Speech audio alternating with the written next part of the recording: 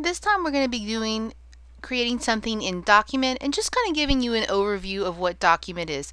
So I've opened up Chrome. I've gone to log into our Google Drive account, which is www.docs.google.com/a/sesbluejays.org, and I've put in my username and password information.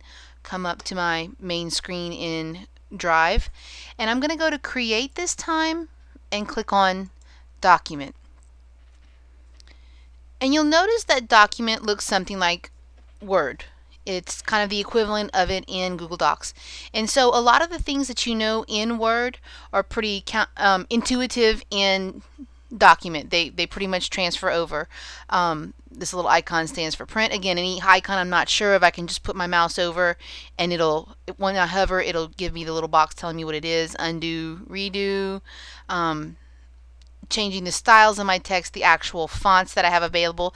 Not as many fonts as you would see in Word. I can add more fonts, but these fonts for most normal functions are just fine. Here's where I can change my text size, bold, italics, underline, to change my actual text color.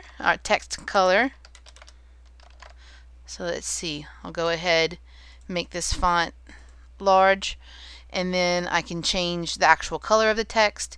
And by highlighting it and changing this one, this will actually change the background of the text. So this is nice if I wanted to say do a little project with the kids and I wanted them to highlight something specific. In this one, I want you to find the noun in this. So they would highlight the word test and go ahead and put it in yellow. Okay. If I wanted to insert a link or insert a comment, which is a really nice feature as a teacher or someone doing a peer edit. Again, here are my alignments: left align center, right align justified, and my line spacing. It defaults to this weird 1.15, so you're going to need to get the kids to change it. Most probably you'd rather either have them single space stuff or double space, but just know that it automatically defaults to this 1.15.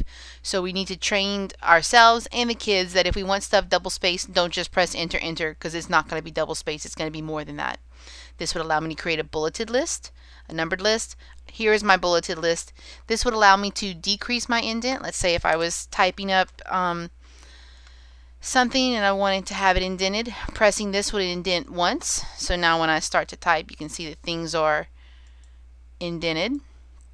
And if I decided I didn't want it indented, this button would decrease indent. These are some of the main tools that we have available and that are the easiest to use.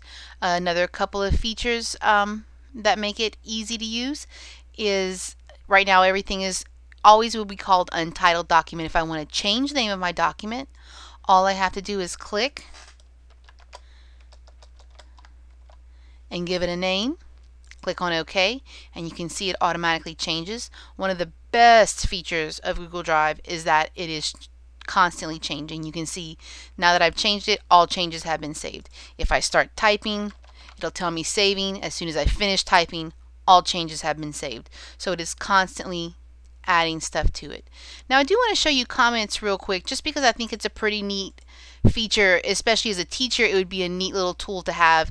Let's say the kids had worked on a project and I needed to put a comment that they were supposed to, maybe they needed more description in their paragraph. So if I kind of click about where I want that comment to be, I click on comment right here, and you can see it's going to show who is giving the comment, and I can put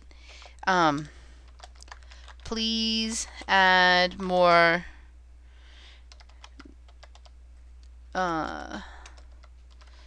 supporting details comment, and it's going to show my comment and highlight where I want that information to be.